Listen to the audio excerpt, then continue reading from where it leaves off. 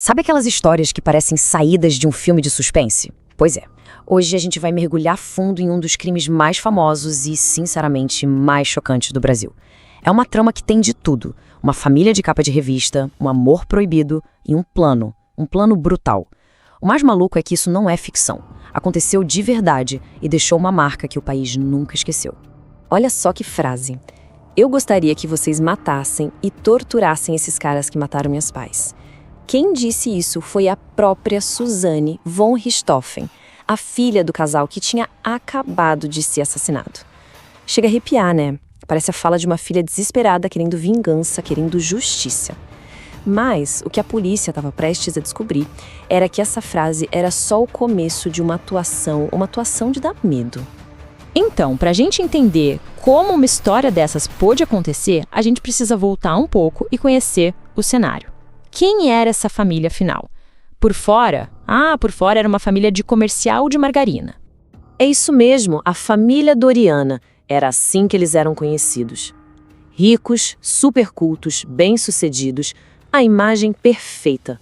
O pai, Manfred, era um engenheiro super importante. A mãe, Marísia, uma psiquiatra conceituada. E os filhos, a Suzane e o irmão mais novo, Andreas, viviam uma vida que, vamos combinar, era o sonho de muita gente. Moravam numa mansão em São Paulo, estudavam nas melhores faculdades. Era o retrato da perfeição, sabe? Só que, como a gente sabe, nem tudo que reluz é ouro. Por trás daquela fachada toda, a realidade era bem diferente. E o que acendeu o pavio de tudo foi o namoro da Suzane com um rapaz chamado Daniel Cravinhos. Os pais dela simplesmente não aceitavam. Achavam que ele era uma má influência, que não tinha futuro, enfim, não queriam ele perto da filha. E essa proibição virou uma guerra dentro de casa. Era briga o tempo todo, muita mentira, muita agressão. Aquele mundo perfeito estava desabando. E é aí que um plano sinistro começa a nascer na cabeça da Suzane. E esse plano nos leva diretamente para a noite fatídica, a noite do crime. Quando a polícia chegou lá, a primeira impressão foi de um crime que infelizmente a gente ouve falar bastante. Um latrocínio. Um roubo que deu muito, muito errado. Era a madrugada do dia 31 de outubro de 2002. Manfred e Marisa von Richthofen foram encontrados mortos na cama deles, com sinais de uma violência absurda. A casa toda bagunçada, para parecer um assalto, né? Mas os policiais mais cascudos olharam aquela cena e... tinha algo errado. Tinha coisa ali que não batia.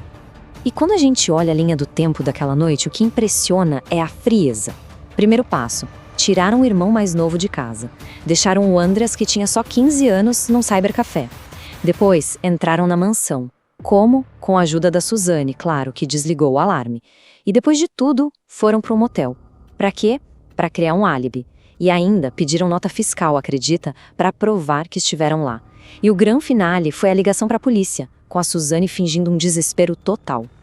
Mas o tal crime perfeito estava cheio de furos. Eram erros de amador, sabe? A biblioteca estava toda revirada, mas o resto da casa, intacto. Ladrão que é ladrão não faz isso. Deixaram joias e celulares para trás. Que tipo de assaltante faz isso?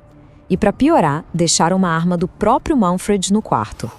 Mas o que realmente acendeu a luz vermelha para a polícia foi o comportamento do casalzinho na delegacia.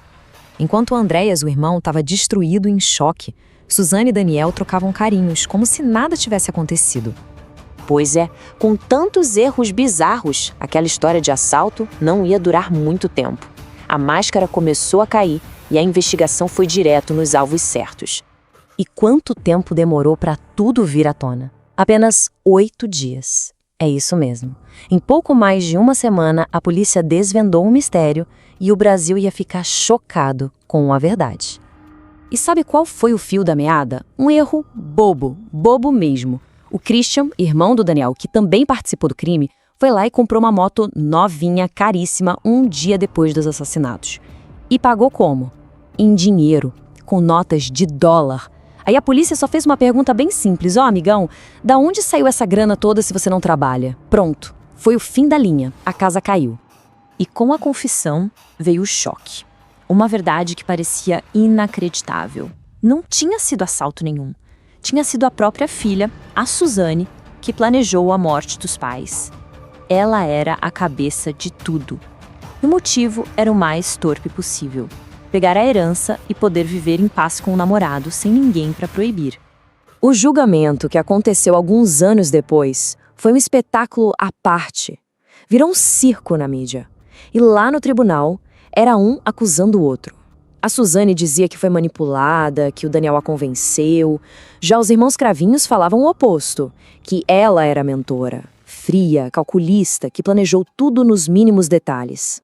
No fim das contas, o júri decidiu, e as sentenças foram pesadíssimas. Quase 40 anos de cadeia para cada um. Suzane, Daniel e Christian. A justiça entendeu que todos eles tiveram o mesmo nível de culpa naquele crime brutal. Mas a história não acaba com a sentença, não. 20 anos se passaram desde o crime. E a vida da Suzane depois da prisão é, digamos, um capítulo totalmente novo e que ainda gera muita discussão. Bom, a trajetória dela na prisão foi a padrão, seguindo a lei. Começou no regime fechado, depois de um tempo foi para o semiaberto, que é quando a pessoa pode ter as famosas saidinhas, e mais recentemente, em 2023, depois de cumprir uns 20 anos da pena, ela foi para o regime aberto, ou seja, foi solta. E hoje? Bem, hoje, com 41 anos, a vida dela é outra, totalmente diferente. Ela mora numa cidade pequena, no interior de São Paulo, se casou com um médico, acabou de ter um filho, está tentando recomeçar, longe de toda a atenção da mídia, com um pequeno negócio próprio. E para marcar de vez essa virada de página, ela fez uma coisa muito, muito simbólica. Ela agora se chama Suzane Luise Magnani Muniz. É isso mesmo, ela foi na justiça e tirou o von Richthofen do nome. Pegou o sobrenome da avó e do marido. É a tentativa final de cortar o laço com o nome que a fez ser conhecida por um dos crimes mais horríveis do Brasil. Isso tudo leva a gente a pensar, né? Será que é possível? Mesmo com uma vida nova, família nova, até um nome novo, dá para apagar um passado assim? Um crime que marcou um país inteiro? Fica aí a pergunta pra gente refletir.